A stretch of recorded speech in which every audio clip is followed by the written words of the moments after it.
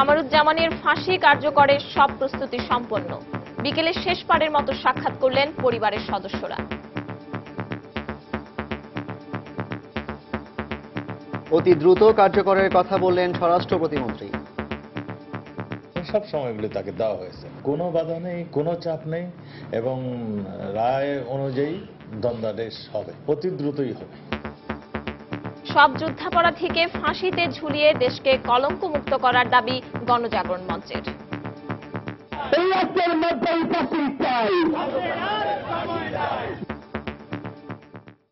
দেখছিলেন প্রধান শিরোনাম। সন্ধ্যার সময়ের সঙ্গে আছে আমি পারমিতাহীন এবং আমি জাফর সাদিক। এবার অন্যান্য শীর্ষ সংবাদ। আলবদর বাহিনী গঠন করে শেরপুরে গণহত্যা চালিয়েছিলেন জামায়াত নেতা কামারুজ্জামান। তার নেতৃত্বে সোহাগপুরে হত্যা করা হয় 144 জনকে। মানুষ পুড়িয়ে মারার কর্মসূচি দেওয়ার পর বাংলাদেশে রাজনীতি করার অধিকার হারিয়েছেন বেগম জিয়া। গাজীপুরের সমাবেশে প্রধানমন্ত্রী। ঢাকার 2 সিটি কর্পোরেশনে প্রচারণায় ব্যস্ত মেয়র প্রার্থীরা। আনিসুল ও জোনায়েদ সাকির ইশতেহার ঘোষণা। চট্টগ্রামে প্রার্থীদের সঙ্গে নির্বাচন কমিশনের সংলাপ। বাঙালির প্রাণের উৎসব পহেলা বৈশাখকে ঘিরে নগর জুড়ে চলছে প্রস্তুতি। পাহাড়ি জনপদে আজ থেকে শুরু বৈশাখী উৎসব।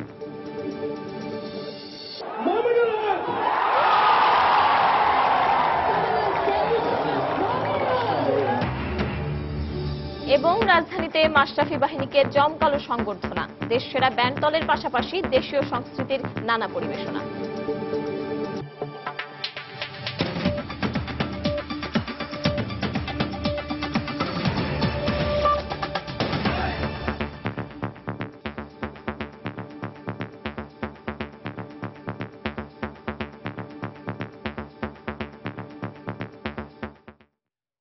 মৃত্যুদণ্ডপ্রাপ্ত জামায়াত নেতা কামারুজ্জামানের ফাঁসি কার্যকরের সব প্রস্তুতি সম্পন্ন হয়েছে। বিকেলে ফাঁসি কার্যকরের নির্বাহী আদেশ কারাগারে পৌঁছায়। এদিকে দুপুরের পর কেন্দ্রীয় কারাগার এলাকার নিরাপত্তা ব্যবস্থা জোরদার করা হয়। কারাগারের মূল ফটকের বাইরে মোতায়েন করা হয়েছে র্যাব ও পুলিশের অতিরিক্ত সদস্য। গত রাত থেকেই কামারুজ্জামানের ফাঁসি কার্যকরের বিষয়টি আলোচনার কেন্দ্রবিন্দুতে ছিল। আজ ফাঁসির আদেশের কপি স্বরাষ্ট্র মন্ত্রণালয় থেকে কারাগারে পৌঁছানোর পর শুরু হয় ফাঁসির চূড়ান্ত প্রক্রিয়া। তবে কখন ফাঁসি কার্যকর করা হবে সে ব্যাপারে কিছু জানা যায়নি।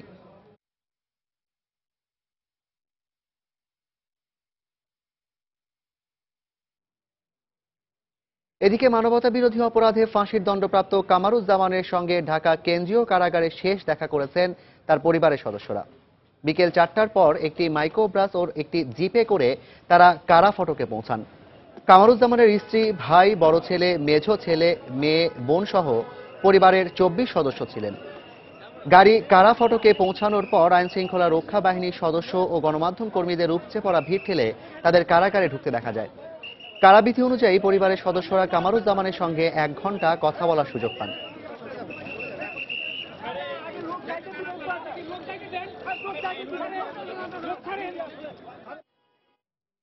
দর্শক, সার্বিক পরিস্থিতি জানাতে ঢাকা কেন্দ্রীয় কারাগারের সামনে আছেন আমাদের রিপোর্টার খান মোহাম্মদ রুমেল ও তাফসির বাবু। সবশেষ খবর আমরা জানবো তাদের কাছ থেকে। প্রথমেই আমরা যাব রুমেলের কাছে। রুমেল,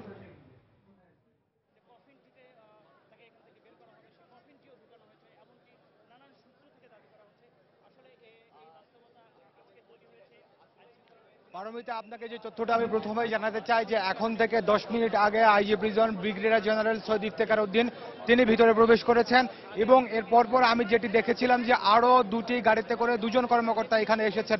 তবে তারা কারা সে বিষয়টি এখনো পর্যন্ত নিশ্চিত হওয়া যায়নি।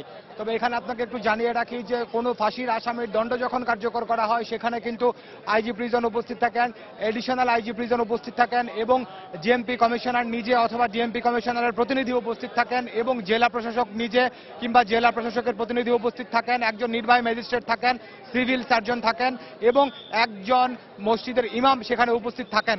তো আমরা যেটি দেখেছিলাম যে আইজি প্রিজন ছাড়াও আরো 2 জন ভিতরে প্রবেশ করেছেন, তবে তারা কারা সেটি এখনই জানা যাচ্ছে না।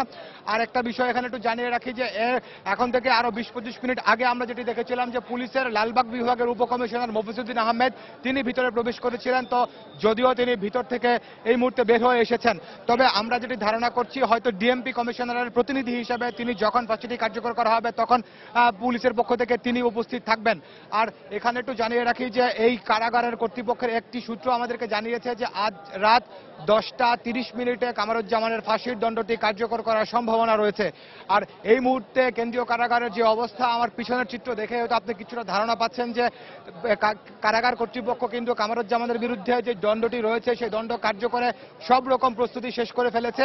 এবং আমরা কারাগার সূত্রে আরেকটি বিষয় জানতে পেরেছি যে 6 জন জল্লাদকে প্রস্তুত রাখা হয়েছে এবং এদের নেতৃত্বে রয়েছে জনি নামে একজন জল্লাদ। এবং এর মধ্যে আমি যাদের নাম জানতে পেরেছি তারা হচ্ছেন জনি, রাজু, মন্টু এবং পল্টু। তো বাকি দুজনের নাম কিন্তু এখনো পর্যন্ত জানা যায়নি। তবে এই 6 জনের মধ্যে কারা ফাঁসির দণ্ডটি কার্যকর করবে সেটি এখনো পর্যন্ত কিন্তু কারা সূত্র আমাদেরকে নিশ্চিত করতে পারেনি। তবে আমরা যেটি জানি যে একটি ফাঁসির দণ্ড কার্যকর করতে 3 জন জল্লাদ অংশ নেন। তো সেই হিসাবে এখানে 6 জন জল্লাদকে প্রস্তুত রাখা হয়েছে। তো এর মধ্যে হয়তো যে কোনো 3 জন এই ফাঁসির দণ্ড কার্যকরের অংশ নেবেন, এমনটাই এখন পর্যন্ত আমরা কারা সূত্র থেকে যতটুকু জানতে পেরেছি। আর এছাড়া এখানে আরেকটা বিষয় একটু জানিয়ে রাখি যে এরই মধ্যে আপনি জানেন যে আজকে বিকেলবেলা কামারুজ্জামানের পরিবারের সদস্যরা এসে তার সঙ্গে দেখা করে গেছেন এবং পরিবারের সদস্যরা সে সময় যেটি জানিয়েছেন যে কামারুজ্জামানের গ্রামের বাড়ি শেরপুর সদরের বাজিতখোলা গ্রামে তার মরদেহ দাফন করা হবে, এমনটাই পরিবারের পক্ষ থেকে তারা প্রস্তুতি নিয়ে রেখেছেন। আর এছাড়া আমরা দেখেছি যে কামারুজ্জামানের যদি আজকে ফাঁসির দণ্ডটি কার্যকর করা হয় তো তারপরে তার মরদেহটি পৌঁছে দেওয়ার জন্য কিন্তু একটি অ্যাম্বুলেন্সও কেন্দ্রীয় কারাগারের ভিতরে প্রবেশ করেছে। তো সবকিছু মিলিয়ে এই মুহূর্তে আরেকটি বিষয় আমি আপনাকে বলতে পারি যে এই মুহূর্তে কিন্তু কেন্দ্রীয় কারাগারের সামনের সড়কে সব ধরনের যানবাহন চলাচল বন্ধ করে দেওয়া হয়েছে এবং গণমাধ্যম কর্মী এবং পুলিশ এবং আইন শৃঙ্খলা রক্ষাকারী বাহিনীর সদস্য ছাড়া আর কাউকে কিন্তু এই এলাকায় অবস্থান করতে দেওয়া হচ্ছে না। পারমিতা। রুমেল, ধন্যবাদ আপনাকে। দর্শক, আমরা ঢাকা কেন্দ্রীয় কারাগারের সামনে থেকে সার্বিক পরিস্থিতি আমাদেরকে কিছুটা বলছিলেন খান মোহাম্মদ রুমেল। আমরা এখন যাব তাফসির বাবুর কাছে, তিনি আছেন কেন্দ্রীয় কারাগারের সামনে অপর প্রান্তে। তাফসির, যেটা হয়েছে যে ফাঁসির দণ্ড কার্যকরের বিষয়গুলো তো আপনি শুনলেন।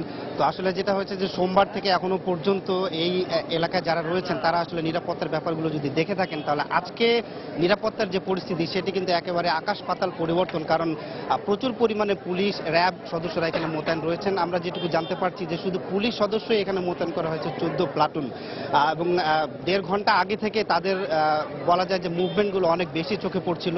আশেপাশের এলাকাগুলোতে তারা ছড়িয়ে পড়ছেন এবং কারাগারের সামনে তো রয়েছেনই এবং আশেপাশে যেসব উঁচু ভবন রয়েছে সেই ভবনগুলোর ছাদেও কিন্তু কিছু পুলিশ সদস্য অবস্থান নিয়েছেন এবং পুরো এলাকাটি আসলে তারা পর্যবেক্ষণ করছেন। আর এই কারাগারে পুলিশের পাশাপাশি র্যাব সদস্যরা তো মোতায়েন আছেন, একই সাথে কারাগারের নিজস্ব যারা নিরাপত্তা রক্ষী তাদের সংখ্যাটাও কিন্তু আজকে অনেক বেশি পরিমাণে আমরা আজকে দুপুর থেকে দেখতে পেয়েছি এবং যতই বেলা গড়িয়েছে পরিমাণটা আরো বেশি বেড়েছে এবং বলা যায় যে সন্ধ্যার পর থেকে খুব বেশি পরিমাণে তাদের আনাগোনা এবং মোতায়েন অবস্থা আমরা দেখতে পাচ্ছি। আর একই সাথে ডিবি পুলিশ কিংবা গোয়েন্দা পুলিশ সদস্যরাও কিন্তু এখানে অবস্থান করছেন এবং লালবাগ জোনের ঊর্ধ্বতন পুলিশ যেসব কর্মকর্তা রয়েছেন তারাও এখানে এসছেন। আর কিছুক্ষণ আগে ঢাকা কেন্দ্রীয় কারাগারের যিনি পরিদর্শক থাকেন আইজি প্রিজন তিনিও এসেছেন। তবে একটা জিনিস বলে রাখি, কারাগারের সামনে দিয়ে যে নাজিমউদ্দিন রোড যেটি আসলে সারাদিনই খোলা ছিল, তবে সন্ধ্যার পর থেকে আসলে সেই রোডে আমরা দেখেছি যে যান চলাচল বন্ধ করে দেয়া হয় এবং কারাগারের এলাকা থেকে একটা ব্যারিকেড বসানো হয় রাস্তার দিকগুলোতে এবং সেখানে আসলে কোনো ধরনের যানবাহনই চলাচল করতে দেয়া হচ্ছে না, যানবাহনগুলো আটকে দেয়া হচ্ছে। তবে সাধারণ মানুষের চলাচল অব্যাহত আছে এবং এখানে যেসব দোকানপাট এই এলাকায় রয়েছে সেগুলো কিন্তু খোলা রয়েছে। আর প্রচুর পরিমাণে উৎসুক মানুষ এই এলাকায় এই মুহূর্তে দেখতে পাচ্ছি যে তাদের আনাগোনাটা বেশি। তবে নিরাপত্তার স্বার্থে আসলে নাজিমউদ্দিন রোডে এই মুহূর্তে যান চলাচলটা বন্ধ রাখা হয়েছে এবং আপনি যদি দেখেন যে এখানে র্যাব সদস্যরাও কিন্তু রাস্তার বিভিন্ন এলাকায় রয়েছেন এবং পুলিশ সদস্যরাও কিন্তু এই জায়গায় বিভিন্ন দোকানপাট কিংবা রাস্তার ফুটপাতে অবস্থান নিয়েছেন। এর আগে যেটা এই দৃশ্যগুলো সাধারণত আমরা অত বেশি পরিমাণে দেখিনি, তবে আজকে এই বিষয়গুলো দেখে আসলে একটু আন্দাজ করা যায় যে আসলে পুলিশ সদস্যদের বাড়তি পরিস্থিতি, তাদের মোতায়েনের ব্যাপারটা। আর একটি বিষয় বলে রাখি যে কামারুজ্জামান তো আজকে রয়েছেন 8 সেল নামে যেটি পরিচিত, কন্ডেম সেল আর কি, সেই 8 সেলে তিনি রয়েছেন এবং ফাঁসি কার্যকরের যে বিষয়গুলো প্রস্তুতি সেগুলো একেবারে সম্পূর্ণ করা হয়েছে। যারা জল্লাদ রয়েছেন তাদেরকেও এখানে প্রস্তুত রাখা হয়েছে এবং বলা হচ্ছে যে নির্বাহী যে আদেশটি লাগে স্বরাষ্ট্র মন্ত্রণালয় থেকে, সেই আদেশটিকে দুপুরে এসে পৌঁছেছে এবং তার আত্মীয় স্বজনরাও দেখা করে গেছেন। এখন আসলে আনুষ্ঠানিকতার আর কিছুই বাকি নেই। তবে দেখার বিষয় যে ফাঁসি কার্যকর হওয়ার একটা গুরুত্বপূর্ণ ব্যাপার আমরা দেখি যে নিরাপত্তা পরিস্থিতি, সেটি কিন্তু একেবারেই অনেক বেশি পরিমাণে রয়েছে। আর অন্য যাদের উপস্থিতি দরকার ফাঁসি কার্যকরের সময়, যেমন কারাগারের মহাপরিদর্শক কিংবা লালবাগ জোনের উপ পুলিশ কমিশনার কিংবা সিভিল সার্জন, তাদের কিন্তু এখন আমরা দেখিনি। শুধু কারা মহাপরিদর্শক যিনি এসছেন তাকে আমরা দেখেছি, আর অন্য কর্মকর্তারা কিন্তু এখনো পর্যন্ত আসেনি। তো এই বিষয়গুলো আসলে আসলে বোঝা যাবে যে আজকে মৃত্যুদণ্ড কার্যকর হতে যাচ্ছে। তো বলা যায় যে পুরো নিরাপত্তা পরিস্থিতি এখানে একেবারেই স্বাভাবিক এবং আইন শৃঙ্খলা রক্ষা বাহিনী এখানে সতর্ক অবস্থানে রয়েছে। হ্যাঁ তাপসী, ধন্যবাদ আপনাকে। দর্শক, আমাদেরকে ঢাকা কেন্দ্রীয় কারাগারের সামনে থেকে এতক্ষণ সার্বিক পরিস্থিতি জানাচ্ছিলেন তাফসীর বাবু। তার আগে বলছিলেন রিপোর্টার খান মোহাম্মদ রুমুল। এবং সেখানে পরিস্থিতির যে কোনো পরিবর্তন হওয়া মাত্র আমরা আবারও ঢাকা কেন্দ্রীয় কারাগারের সামনে তাদের কাছে যাব এবং তারা আমাদেরকে সর্বশেষ পরিস্থিতি সেখান থেকে জানাবেন। জামায়াত নেতা কামারুজ্জামানের মামলার দীর্ঘ শুনানি শেষে 2013 সালের 9 মে মানবতা বিরোধী 7টি অপরাধের মধ্যে 2টি অভিযোগ প্রমাণিত হওয়ায় মৃত্যুদণ্ড দেন ট্রাইব্যুনাল। দর্শক, এক নজরে এবার দেখে নেই 71-এ কামারুজ্জামানের দ্বারা সংগঠিত অপরাধের আদ্যোপান্ত। এ বিষয়ে জানাচ্ছেন আফজাল হোসেন। 1971 সালে ইসলামী ছাত্র সংঘের বৃহত্তর ময়মনসিংহ জেলার সভাপতি ছিলেন জামায়াত নেতা কামারুজ্জামান। তার নেতৃত্বে আলবদর বাহিনী গঠন করে শেরপুর জেলার বিভিন্ন এলাকায় হত্যা, গণহত্যা, ধর্ষণ সহ মানবতাবিরোধী অপরাধ সংগঠিত করা হয়। কামারুজ্জামানের নেতৃত্বে 71-এর 25শে জুলাই শেরপুরের নালিতাবাড়ির সোহাগপুরে চালানো হয় গণহত্যা। 144 জনকে হত্যার পাশাপাশি ধর্ষণ করা হয় অসংখ্য মা বোনকে, যে গ্রাম বর্তমানে বিধবা পল্লী নামে এখনো পরিচিত। প্রয়াত সুরেন্দ্রমোহন সাহার একটা নয়নিবাজার একটা তার বাসা আছে, এই বাসা তো ফলায় যায়। তারপরে তখন ওই বাসায় ও মানে দখল নেয় সেখানে টর্চার সেল এইটা গঠন করে। এছাড়া বিভিন্ন এলাকা থেকে মুক্তিযোদ্ধা ও নিরস্ত্র বাঙালিকে ধরে এনে শেরপুরের মৃগী নদীর ওপর শেরি ব্রিজে গুলি করে হত্যা করা হয়। ময়মনসিংহের ডাক বাংলোকে করা হয় নির্যাতন ক্যাম্প। হত্যা করা হয় বদিউজ্জামান, আব্দুল হান্নান, দারা সহ 20 জনকে। কামারুজ্জামান এবং তার সহযোগীরা বিভিন্ন এলাকা থেকে মানুষজনকে ধরে এনে রাজাকার আলবদরের প্রশিক্ষণ দিত। তাদেরই একজন মোহন মুন্সি। সে সময় তার দায়িত্ব ছিল টর্চার সেল পাহারা দেয়া। তার বর্ণনায় উঠে আসে কামারুজ্জামানের পৈশাচিক নির্যাতনের নানা বর্ণনা। বদর বাহিনী আর ওই যে রাজাকার গুলি করা লাগবো, সোজা কথা। আচ্ছা, যেটি উমরা গেছে গা ওটি দে হিন্দু ডাইনে কলেমা পরে তার উপরে গুলি করছে এই কামারুজ্জামান। আলবদরের এই নেতার বিরুদ্ধে আনা 7টি অভিযোগের মধ্যে 5টি প্রমাণিত হলেও সোহাগপুরে গণহত্যা এবং গোলাম মোস্তফাকে হত্যার অপরাধে মৃত্যুদণ্ড দেন ট্রাইব্যুনাল 2। বাকি 3টি অভিযোগে বিভিন্ন মেয়াদে সাজা দেয়া হয় তাকে।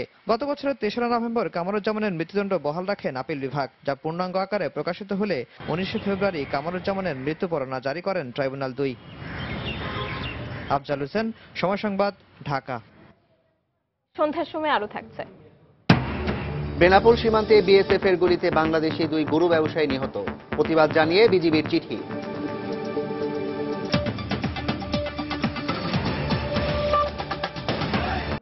প্রধানমন্ত্রী শেখ হাসিনা বলেছেন, মানুষ পুড়িয়ে মারার কর্মসূচি দেওয়ার পর বাংলাদেশের রাজনীতি করার অধিকার হারিয়েছেন বেগম জিয়া। গাজীপুরের মাওনায় এক সুধী সমাবেশে তিনি কথা বলেন। এ সময় প্রধানমন্ত্রী প্রশ্ন তোলেন, বেগম খালেদা জিয়া নিজেকে নিজে অবরুদ্ধ রেখে কিসের বিপ্লব ঘটিয়েছেন। গাজীপুর থেকে আরো জানাচ্ছেন শাহ আলী জয়। সময়ের 3 মাস আগেই শেষ হলো মাওনা উড়াল সেতুর নির্মাণ কাজ। ঢাকা ময়মনসিংহ সড়ক যোগাযোগ নির্বিঘ্ন করতে 70 কোটি টাকা ব্যয়ে নির্মিত হলো এই সেতুর। মাওনা এসে প্রথমেই 4 লেন বিশিষ্ট 450 মিটার দৈর্ঘ্যের এই সেতুর উদ্বোধন করেন প্রধানমন্ত্রী শেখ হাসিনা। ঢাকার সঙ্গে বৃহত্তর ময়মনসিংহের যোগাযোগে গাজীপুরের এই মাওনাকে ধরা হয় সংযোগ স্থল হিসেবে। যানজটপূর্ণ এখানকার মহাসড়কে তাই নতুন এই উড়াল সেতুটি নির্মাণ হওয়ায় সহজ হলো ঢাকা ময়মনসিংহ যাতায়াত। পরে স্থানীয় পিআর আলী ডিগ্রি কলেজ মাঠে আয়োজিত এক সুধী সমাবেশে প্রধানমন্ত্রী বলেন, বিএনপির হরতাল অবরোধেও দেশের উন্নয়ন কর্মকাণ্ড থেমে থাকেনি। তিনি বলেন, আন্দোলনের নামে বিএনপি যা করেছে তার নাম রাজনীতি নয়। 92টা দিন দেশের মানুষকে পোড়ালো, প্রায় 150-র মতো মানুষ হত্যা করেছে, আর যারা প্রায় 1000-এর উপর মানুষ আহত, এক একটা পরিবারকে ধ্বংস করলো। খালেদা জিয়ার কাছে আমি জবাব চাই, যে এই মানুষকে পুড়িয়ে মারার অধিকার তাকে কে দিয়েছে? এই জবাব তাকে বাংলাদেশের জনগণের কাছে দিতে হবে। প্রধানমন্ত্রী বলেন ব্যর্থ আন্দোলনের নেত্রী বেগম জিয়াকে ব্যর্থতার গ্লানি নিয়ে ঘরে ফিরতে হয়েছে। যারা এই আগুনে পুড়িয়ে মানুষ মারার নির্দেশ দিয়েছে, যারা পেট্রোল বোমা ছুঁড়েছে, তাদেরকে আমি বলবো যে এই কাজ করার আগে নিজের হাতটা অন্তত একটা মিনিট একটু আগুনের উপর রাখো, কিছু একটা মোমবাতি জ্বালিয়ে মোমবাতির আগুনের উপরে রেখে দেখো যে যন্ত্রণাটা কি। দুষ্কৃতিকারীরা যেন বাংলাদেশের উন্নয়নে বাধা হয়ে না দাঁড়াতে পারে, সেজন্য জনগণকে সজাগ থাকার আহ্বান জানান প্রধানমন্ত্রী শেখ হাসিনা। শাহ আলী জয়, মাওনা, শ্রীপুর, গাজীপুর। প্রতীক বরাদ্দের পর দ্বিতীয় দিনের মতো পুরো দমে প্রচারণা চালিয়েছেন ঢাকা সিটি নির্বাচনের মেয়র প্রার্থীরা। প্রতীকসহ পোস্টার ও মাইক ব্যবহার করতে পারায় কর্মী সমর্থকরাও ব্যাপক উৎসাহ উদ্দীপনায় প্রচারণায় নামেন। উৎসবমুখর পরিবেশে গণসংযোগ, পথসভা, মিছিল করেন প্রার্থী সমর্থকরা। নানা জটিলতায় দীর্ঘদিন নির্বাচিত প্রতিনিধিহীন ঢাকাবাসী, আর তাই নির্বাচনের আগে প্রার্থীদের কাছে পেয়ে নিজেদের অভাব অভিযোগ তুলে ধরছেন ভোটাররা। নির্বাচিত হলে সেসব সমস্যার সমাধানেরও আশ্বাস দেন প্রার্থীরা। জনগণের প্রতিনিধি আসবে, মানুষের উপকার হবে। 18 বছর পর একটা নির্বাচন হচ্ছে, এটা খুবই আনন্দ ব্যাপার। জনগণ জনপ্রতিনিধি পাবে, উন্নয়নের কাজ হবে, ভালো কাজ করবে, ভালো কাজ প্রতিশ্রুতি দিবে, মানুষ গ্রহণ করবে, সেইভাবে তারা এগিয়ে আসবে। দক্ষিণ সিটি কর্পোরেশনে আওয়ামী লীগ সমর্থিত মেয়র প্রার্থী সাইদ খোকন শনিবার সকালে গ্যান্ডারি এলাকায় পথসভা করেন। ৪৫ নং ওয়ার্ডের ভোটারদের সঙ্গে মতবিনিময় করেন তিনি। এ সময় সাইদ খোকন বলেন, ক্ষমতাসীন দলের সমর্থিত প্রার্থী হলেও প্রচারণায় বাড়তি সুবিধা নিচ্ছেন না তিনি। আমি কোনো মন্ত্রী কিংবা কোনো সুবিধাভোগী কাউকে নিয়ে আমি এ পর্যন্ত প্রচারণায় আসি নাই এবং কোনো বাড়তি সুবিধাও নেইনি। সুতরাং এ ধরনের যদি কেউ অভিযোগ করে থাকে তাহলে আমি বলবো যে তার আরো ভালো করে জেনে শুনে কারোর বিরুদ্ধে অভিযোগ উত্থাপন করা উচিত। এদিকে বিএনপি সমর্থিত মেয়র প্রার্থী মির্জা আব্বাসের পক্ষে তার স্ত্রী আফরোজা আব্বাস পল্টন এলাকায় গণসংযোগ করেন। এ সময় মির্জা আব্বাসকে জামিন দিয়ে প্রচারণার সুযোগ দেওয়ার দাবি জানান তিনি। মির্জা আব্বাসের অনুপস্থিতি সাংঘাতিক রকমের সাড়া পাচ্ছে, কিন্তু মির্জা আব্বাস থাকলে যেটা হয়তো আরো অনেক বেশি সাড়া পাওয়া যেত। সবার জন্য সমান সুযোগ সৃষ্টি করে দিতে হবে। অন্যদিকে ঢাকার করাইল এলাকায় গণসংযোগ করেন উত্তর সিটি কর্পোরেশনের বিএনপি সমর্থিত মেয়র প্রার্থী তাবিথ আউয়াল। ভোটারদের আগামী প্রজন্মের ঢাকা উপহার দেওয়ার অঙ্গীকার করেন তিনি। খুব ভালো সাড়া পাচ্ছি। আমি এরকম প্রস্তুত ছিলাম না এরকম কোনো সাড়া পাওয়ার জন্য। এই মুহূর্তে একটা আদর্শ ঢাকা তুলে তোলার জন্য আমি আপ্রাণ চেষ্টা করব, খালি আমাদের জন্য না, সবার জন্য। আগামী 28 এপ্রিল ভোট গ্রহণের মাধ্যমে নির্বাচিত হবেন ঢাকার 2 নগরপিতা। রাশেদ লিমন, সময় সংবাদ, ঢাকা। আজ ভোরে যশোরের বেনাপোল সীমান্তে বিএসএফ এর গুলিতে 2 গরু ব্যবসায়ী নিহত হয়েছেন। এই ঘটনার প্রতিবাদ জানিয়ে বিএসএফ কে চিঠি দিয়েছে বিজিবি। বিজিবির 23 battalion commander lieutenant colonel Abdur Rahim জানান, শুক্রবার রাতে বেনাপোলের পুটখালী সীমান্ত দিয়ে 5-6 জনের একদল গরু ব্যবসায়ী ভারতে যায়। ভোরে গরু নিয়ে ফেরার পথে ঘোনার মাঠ এলাকায় তাদের লক্ষ্য করে গুলি ছোড়ে বিএসএফ। এতে শান্ত নামে এক গরু ব্যবসায়ী গুলিবিদ্ধ হয়ে ঘটনাস্থলেই মারা যান। এ সময় আকু নামে আরও একজন গুলিবিদ্ধ হন। গুরুতর অবস্থায় তাকে উদ্ধার করে শার্শা উপজেলা স্বাস্থ্য কমপ্লেক্সে নিয়ে গেলে কর্তব্যরত চিকিৎসক তাকে মৃত ঘোষণা করেন। নিহত দুজনেরই বাড়ি বেনাপোলের পুটখালী এলাকায়।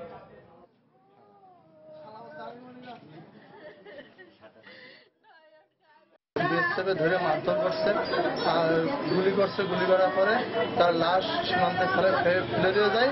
ভারতে গরু আনতে ভারতের অভ্যন্তরে প্রবেশ করে, সেখানে বিএসএফ কর্তৃক তারা অমানবিক নির্যাতনের শিকার হয়ে পুনরায় বাংলাদেশে চলে আসে। আসার পরে তারা নিজেরাই বিভিন্ন হাসপাতালে ভর্তি হওয়ার চেষ্টা করলেন।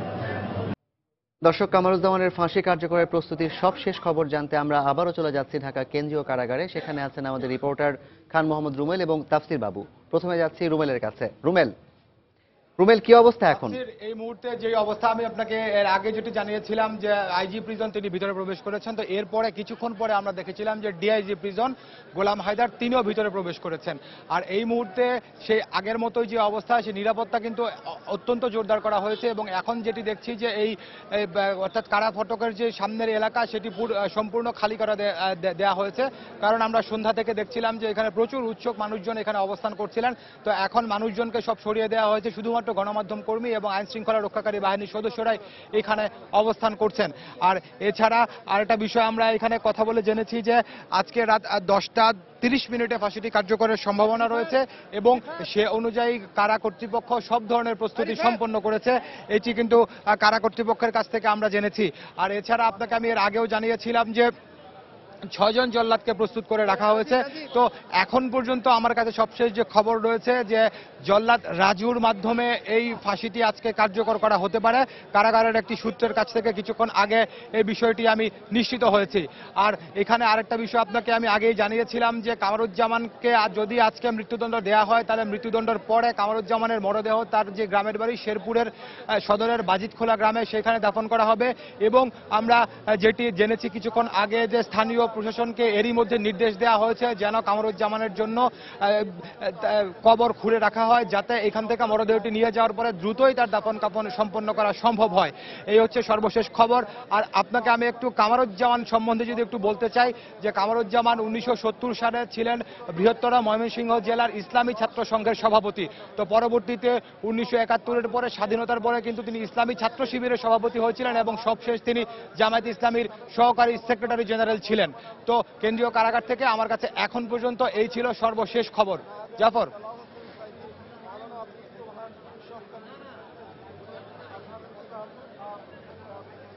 রুমেল, আপনাকে ধন্যবাদ। দর্শক, কারাগারের ফটকের সামনে থেকে রুমেল জানাচ্ছেন সর্বশেষ খবর। এখন আমরা চলে যাব তাফসির বাবুর কাছে, তিনি আমাদেরকে জানাবেন কারাগারের সামনে নিরাপত্তা ব্যবস্থা সবকিছু। তাফসির। হ্যাঁ, কারাগারের পার্শ্ববর্তী এলাকাগুলোতে যেটা হয়েছে যে আসলে দুপুর থেকে তো পুলিশ মোতায়েন ছিল, তো বিকেল গড়িয়ে সন্ধ্যা হয় তখন আসলে পুলিশের মোতায়েনের সংখ্যাটা অনেক বেশি বেড়ে যায়। 14 প্লাটুন পুলিশ মোতায়েন রয়েছে যেটি বলেছিলাম। আর আধা ঘন্টা আগে থেকে পুলিশ সদস্যরা যেটি করেছেন যে কারা ফটকের সামনে থেকে আশেপাশের যে এলাকাগুলো সেই এলাকাগুলোতে তারা ছড়িয়ে পড়ছেন এবং এই নাজিমউদ্দিন রোড যেটি আসলে কারাগারের মূল ফটকের সামনে যে রোডটি সেটিকে বলা হচ্ছে নাজিমউদ্দিন রোড। এই নাজিমউদ্দিন রোডের আশেপাশে যে গলিগুলো রয়েছে কিংবা ছোটখাটো রাস্তাগুলো রয়েছে সেই রাস্তাগুলোর মুখে কিন্তু পুলিশ সদস্যরা অবস্থান নিয়েছেন এবং যান চলাচলই বলেন কিংবা সাধারণ মানুষের অবাধ চলাফেরা যেটাই বলেন সবগুলোই তারা আসলে এখানে বন্ধ করে রেখেছেন। আর কিছুক্ষণ আগে এই এলাকায় আসলে যেটিকে বলা যায় যে লোডশেডিং যেটা বলি আমরা, সেই লোডশেডিং হয়েছে যার ফলে একটু অন্ধকারাচ্ছন্ন পুরো এলাকাটা। আর এই রাস্তায় যে দোকানগুলো ছিল সেই দোকানগুলো প্রায় সবগুলোই এখন বন্ধ হয়ে গেছে এবং বাকি দোকানগুলো প্রায় বন্ধের পথেই।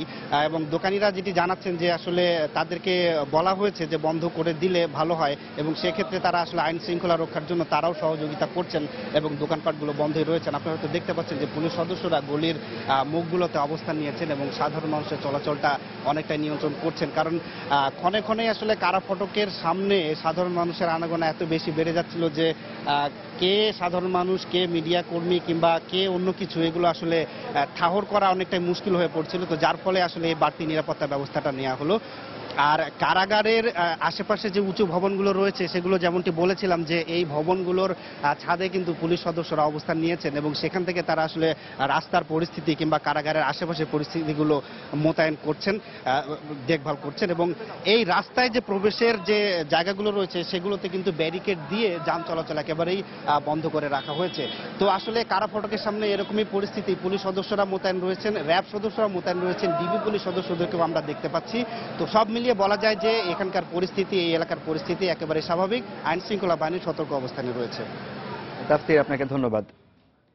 দর্শক, ঢাকা কেন্দ্রীয় কারাগারের সামনে থেকে সেখানকার সবশেষ পরিস্থিতি জানাচ্ছেন আমাদের রিপোর্টার খান মোহাম্মদ রুমেল এবং তাফসির বাবু। রুমেল আমাদেরকে যেমনটি জানাচ্ছিলেন যে রাত 10:30টার দিকে কামরুজ্জামানের ফাঁসির রায় কার্যকরের সম্ভাবনা আছে এবং অন্যদিকে তাফসির জানাচ্ছিলেন কারা ফটকের নিরাপত্তা ব্যবস্থার সবকিছু। পাহাড়ি জনগোষ্ঠীর ঐতিহ্য আর প্রাণের উৎসব বৈশাখীকে ঘিরে আনন্দ উৎসবে মেতে উঠেছে পুরো খাগড়াছড়ি শহর। 1985 সাল থেকে খাগড়াছড়ি সহ পার্বত্য চট্টগ্রামে বসবাস করা ত্রিপুরা, মারমা ও চাকমা সম্প্রদায়ের উদ্যোগে এই উৎসব হয়ে আসছে। এ উপলক্ষে সকালে জেলা পরিষদের উদ্যোগে পরিষদ প্রাঙ্গণ থেকে একটি র্যালি বের করা হয়। বেলুন ও পায়রা উড়িয়ে র্যালি উদ্বোধন করেন সংসদ সদস্য কুজেন্দ্রলাল ত্রিপুরা।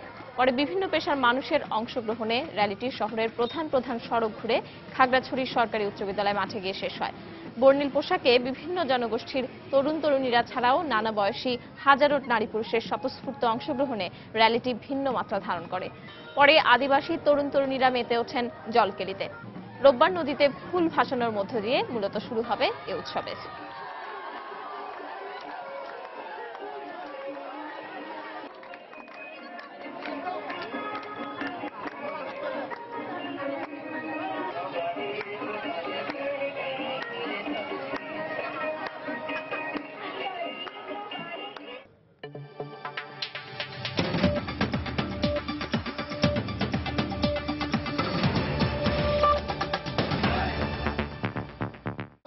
মিশরে নিষিদ্ধ ঘোষিত সংগঠন মুসলিম ব্রাদারহুডের নেতা মোহাম্মদ বাদী সহ জ্যেষ্ঠ 14 সদস্যকে মৃত্যুদণ্ডে দণ্ডিত করেছেন দেশটির একটি আদালত। দেশজুড়ে বিশৃঙ্খলা সৃষ্টির অভিযোগে প্রমাণিত হওয়ায় তাদের মৃত্যুদণ্ড দেওয়া হয়। আদালতের এ রায়ের পর দেশটির সর্বোচ্চ ধর্মীয় নেতা গ্র্যান্ড মুফতিও শনিবার এতে অনুমোদন দিয়েছেন। এছাড়া একই অভিযোগে মার্কিন মিশরীয় নাগরিক মোহাম্মদ সুলতানকে যাবজ্জীবন কারাদণ্ড দিয়েছেন আদালত। 2013 সালে সাবেক প্রেসিডেন্ট মোহাম্মদ মুরসি সমর্থকদের আন্দোলন ছত্রভঙ্গ করে দিয়ে মুসলিম ব্রাদারহুডের আধ্যাত্মিক নেতা মোহাম্মদ বাদীকে গ্রেফতার করে নিরাপত্তা বাহিনী।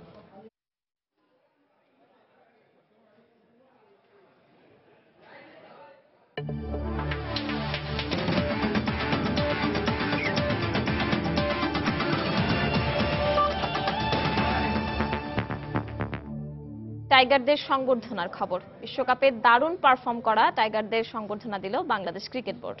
জাতীয় সংসদ ভবনের দক্ষিণ প্লাজায় জাঁকজমক অনুষ্ঠানে মাশরাফিদের অভিনন্দন জানান হাজারো সমর্থক। এ সময় দেশের বিভিন্ন পর্যায়ের গণ্যমান্য ব্যক্তি ও সংগঠক টাইগারদের হাতে ফুলের তোড়া তুলে দিয়ে আগামীতে আরও ভালো খেলার উৎসাহ দেন। অনুষ্ঠানের শুরুতেই মঞ্চ মাতিয়ে রাখেন দেশের সেরা ব্যান্ড দলগুলো। তাদের গানে উন্মাতাল হয়ে ওঠে পুরো মানিক মিয়া অ্যাভিনিউ। এরপরই মঞ্চে একে একে আসেন বিশ্বকাপ কাঁপানো মাশরাফি বাহিনী। তখন দর্শকরা বাংলাদেশ বাংলাদেশ ধ্বনিতে অভিবাদন জানায় টাইগারদের। মঞ্চের বড় পর্দায় দেখানো হয় বিশ্বকাপে বাংলাদেশ দলের সাফল্যের নানা মুহূর্ত। পরে রুবেল, নাসির ও মাশরাফিরা দর্শকদের সঙ্গে বিশ্বকাপের নানা স্মৃতি ভাগাভাগি করে নেন। এরপরই অর্থমন্ত্রী আবুল মাল আব্দুল মুহিত, জাতীয় সংসদের ডেপুটি স্পিকার, স্বরাষ্ট্র প্রতিমন্ত্রী আসাদুজ্জামান খান কামাল, পুলিশের আইজি, র্যাবের ডিজি ও ঢাকা বিশ্ববিদ্যালয়ের ভিসি সহ অনেকে ফুল দিয়ে অভিনন্দন জানান মাশরাফিদের। ক্রিকেটাররা এমন সংবর্ধনা পেয়ে বেশ আবেগপ্রবণ হয়ে পড়েন। সমর্থকদের সঙ্গে ক্রিকেটাররা মেতে ওঠেন নানা খুনসুটিতে। সেই সঙ্গে অধিনায়ক মাশরাফি দলের পক্ষ থেকে আগামীতে আরও ভালো খেলার প্রতিশ্রুতি দেন এবং এমন সংবর্ধনা দেওয়ার জন্য দেশবাসীকে ধন্যবাদ জানান।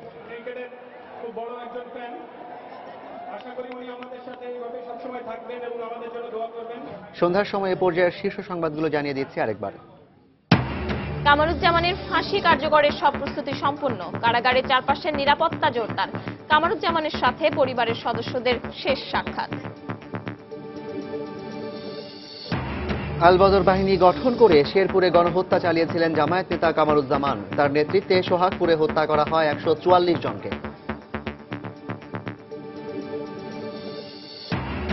মানুষ পুড়িয়ে মারার কর্মসূচি দেওয়ার পর বাংলাদেশে রাজনীতি করার অধিকার হারিয়েছেন বেগম জিয়া।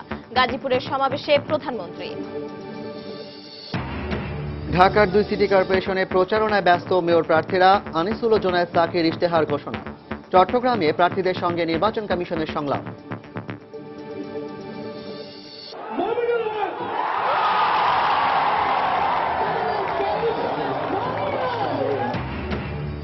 এবং রাজধানীতে মাশরাফি বাহিনীকে জমকালো সংবর্ধনা। দেশ সেরা ব্যান্ড দলের পাশাপাশি দেশীয় সংস্কৃতির নানা পরিবেশনা। এই ছিল সন্ধ্যার সময়। যে কোনো খবর পেতে ভিজিট করুন সময় নিউজ.টিভি আর সঙ্গে থাকুন সময়।